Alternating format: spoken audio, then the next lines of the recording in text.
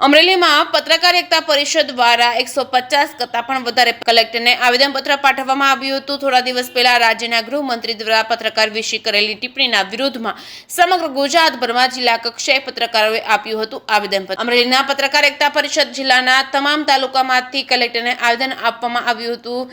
સમગ્ર વાત કરવામાં આવે તો કેન્દ્રીય ગૃહમંત્રી હર્ષ સંઘવી દ્વારા એક સભા દરમિયાન પત્રકારો વિશે ટિપ્પણી કરી હતી। પત્રકાર તોડબાજ હોય છે અને તેમજ પત્રકારો વિશે કરી ખોટી ટિપ્પણીઓ બાબતે સમગ્ર ગુજરાતભરમાં આ બાબતે પડઘા પડ્યા છે। નિવેદન આપતા નેતાઓને સૂચના આપવામાં આવે તેવા હેતુથી રાજ્યભરમાં પત્રકાર એકતા પરિષદ દ્વારા જિલ્લા કક્ષાએ તમામ તાલુકાના હોદ્દેદારો હાજર રહી જિલ્લા કલેક્ટરને આવેદનપત્ર પાઠવ્યું હતું ને રાજકીય નેતાઓ દ્વારા પત્રકારોને આવી છેલ્લી કક્ષાની ભાષા વાપરવામાં આવતી હોવાથી પત્રકાર જગતમાં નારાજગી જોવા મળી રહી છે। ફરી ક્યારે આવા પ્રકારની નીચલી કક્ષાની રાજનીતિ કરવા માટે પત્રકારોને નીચા દેખાડવામાં ન આવે તેના માટે રાજ્યભરમાં જિલ્લા કક્ષાએ આવેદનપત્ર પાઠવી પત્રકારોને આ વાત સરકાર સુધી પહોંચે તેવી જિલ્લા કલેક્ટરને રજૂઆત કરવામાં આવી છે।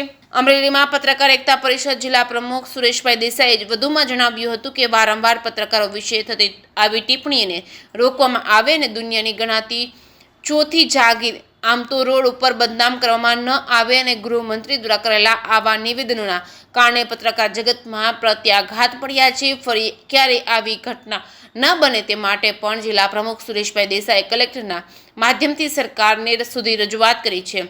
જેકેએસ ન્યૂઝ ગુજરાતી સાથે જૈનિક સુજિત્રા અમરેલી।